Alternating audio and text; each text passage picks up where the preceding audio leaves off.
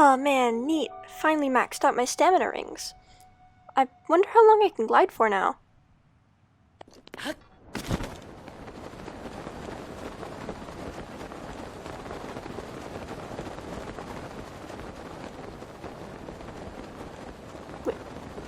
Wait.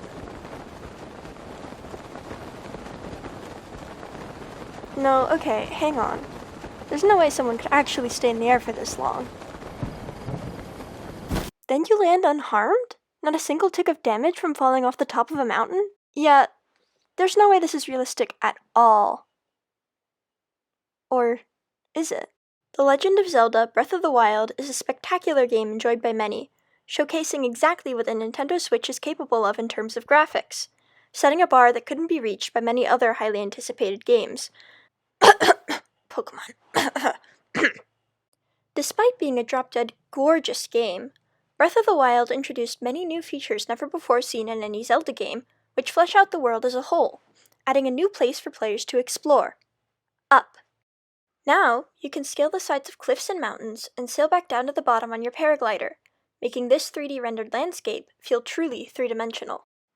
But, if you're like me, after pouring so many hours into a game, you start to question its validity. How accurate is it that Link, the playable character, can manage to fall that far and not take any damage? Wouldn't he accelerate faster? And, most importantly, can a human and a Hylian survive the same amount of G-force? Today, we're taking a look at paragliding on Earth versus paragliding in Hyrule to find out if Hylians are capable of things we're not, or if they simply have the same abilities as your average human. To do this, we're going to compare data from actual humans paragliding to the data that we can get from Link in-game.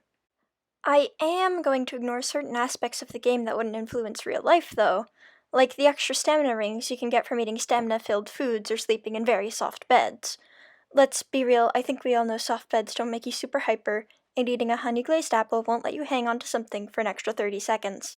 This leaves us with the max stamina rings Link can have, which is 3, and the max amount of time that much stamina lets him paraglide for, which is about 110 seconds.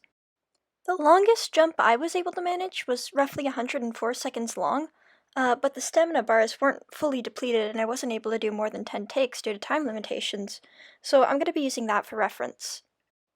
Alright, before we really get into it, let's start out with the simplest, most necessary piece of information we're going to need to find to do this, which is little g, also known as the acceleration due to gravity when in Hyrule. Acceleration due to gravity is integral for when you're looking at anything free-falling, or, in other words, when you're looking at something that's falling without having an initial velocity, as Link will be here in our final test of him jumping off the top of the dueling peaks. Basically, the only force acting to accelerate something in freefall is gravity, pulling you towards whatever planet you're on, and without that, well, you don't fall when you fall off of something.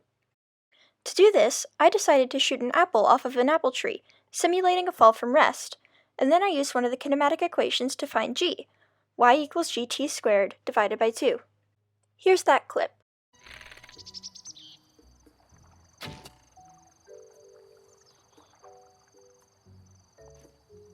And here's just the bit where the apple falls, so you can see exactly when it's released and exactly when it hits the ground. That was kinda hard to see, yeah? Here's it slowed down so you can see the exact moment of release, followed by the exact time the apple has contact with the ground. This whole exchange, from the initial drop to contact with the ground, takes about 0.5 seconds, giving us a t-value of half a second. For now, let's assume that the apple tree is about the average height of an apple tree, which is roughly 30 feet, or 9.144 meters. Using this height for y and this time for t, and rearranging the kinematic equation to solve for g, we find that g in Hyrule is about 73.2 meters per second squared. That is not very reasonable. To put this into perspective, g on Earth is about 9.81 meters per second squared, which would make g in Hyrule about 7.5 times the strength of gravity on Earth.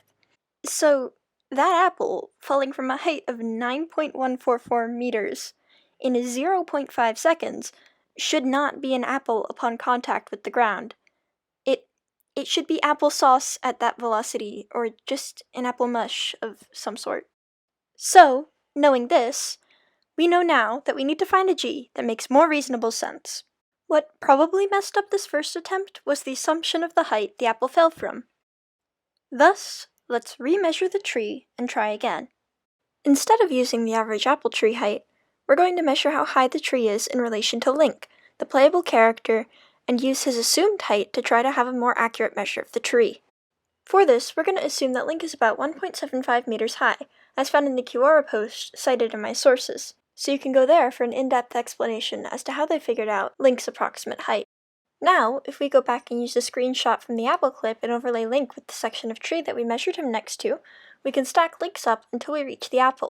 Since the tree is about 3.5 links tall, it's just a simple unit conversion from here, from links to meters, for us to learn that the tree is about 6.125 meters in height. Now, using the same formula to find g but with the modified height for y, we find that g is equal to 49 meters per second squared. Still not very great, but it's probably the most accurate reading of g we're going to get, and it's definitely better than 73.1 meters per second squared. Is what I thought, until later in the process I realized I was being really stupid and could have just done a regular fall from rest with Link off of the dueling peaks, which I know the height of, making it so that I don't have to mess around with all this height approximation stuff. So, real quick now, dueling peaks is 440 meters high. We use that in the amount of time that jump takes, which is about 8.5 seconds from top to impact. Isolate g, plug in y and t, and you get roughly 12.18 meters per second squared for g. Much more reasonable. Thank you, brain. Honestly, the whole varying values of g shouldn't have been super surprising to me, considering this is a video game. Game devs often change the value of g for different objects in order to have the best playing experience. It's entirely possible that I got the correct value for g for both the apple and Link falling off of the dueling peaks. As no one wants to wait ages for an apple to fall, and you want the player to have some reaction time when they're falling, so they speed that down. Should have just gone with the cliff jump in the first place. Finally, we can focus on the main part of this project, the paragliding. It took a while for me to find a suitable spot to glide off of. I settled on the top of Dueling Peaks, one of the highest mountains in the entire game. So tall, in fact, that there are others who have estimated its height before. Yukino-san made a YouTube video that utilizes in-game functions to measure the height of Dueling Peaks, putting it at about 440 meters tall. The link to their video is also in my list of sources, so if you're interested, please do check it out.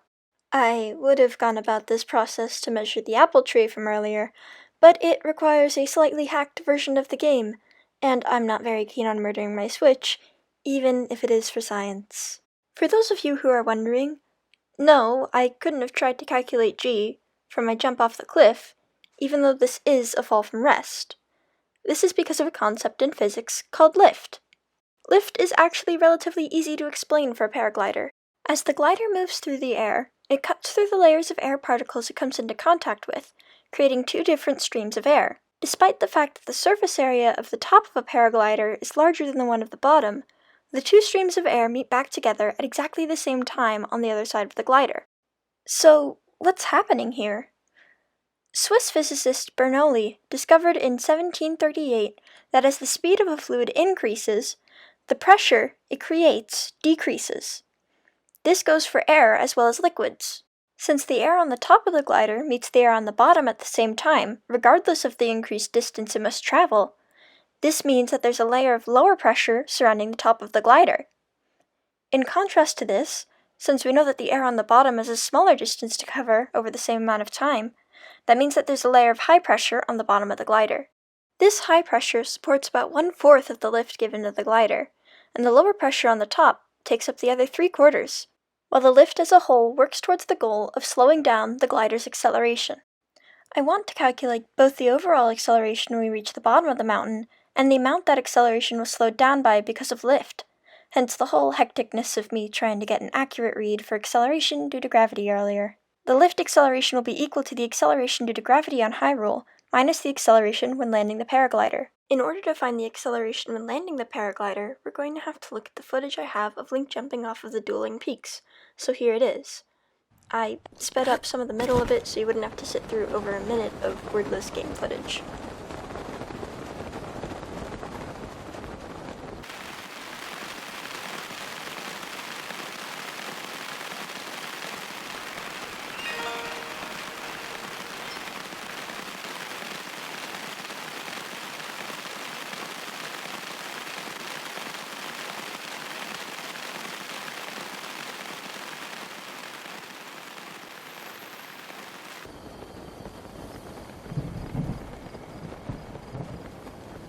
This whole jump took about 104 seconds total. Using this time and the height that Yukino-san provided us with, 440 meters, we can solve for the acceleration that this jump has when it hits the ground, using the same kinematic equation from earlier, since this is a jump from rest.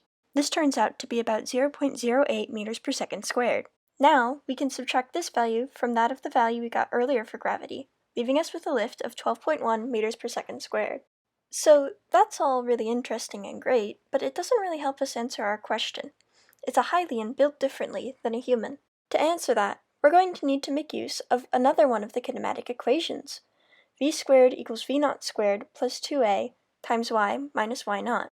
Since this is a drop from rest, we can cancel out that V naught squared and that y naught, as they're both equal to 0. This gives us V squared equals 2ay, which ends up as V equals the square root of 2ay. Using the acceleration we got from the glider jump, a equals 0.08 meters per second squared, and the y value given to us by Yukino-san, y equals 440 meters, we find that v is about 8.39 meters per second. But wait, that's the velocity that Link lands with, but he has to spend time decelerating from that to reach rest again. For humans and Hylians, that means bending your legs. So let's say that he spends a distance of about y equals 10 centimeters bending his legs to reach v equals 0 with a v naught of 8.39 meters per second squared, the velocity that we just found, and a y naught of 0. Taking this info, we can use the same kinematic equation and rearrange it, this time to solve for a instead of v, coming out to be a equals v naught squared over 2y. Substituting in all our variables, we find that a is about 351.96 meters per second squared, which, when converted to g's in terms of Earth's g's, is nearly 35.8 g's. That is insane! The max amount of g's that a human can survive is 9 g's, and that's only for a few seconds. Link is living through nearly 4 times that amount of force when he hits the ground. I think this leads us to say, conclusively, that even though humans are capable of some amazing things, we still have quite a while to go until we reach what Hylians can do. Thank you for watching, and I'll catch you all later.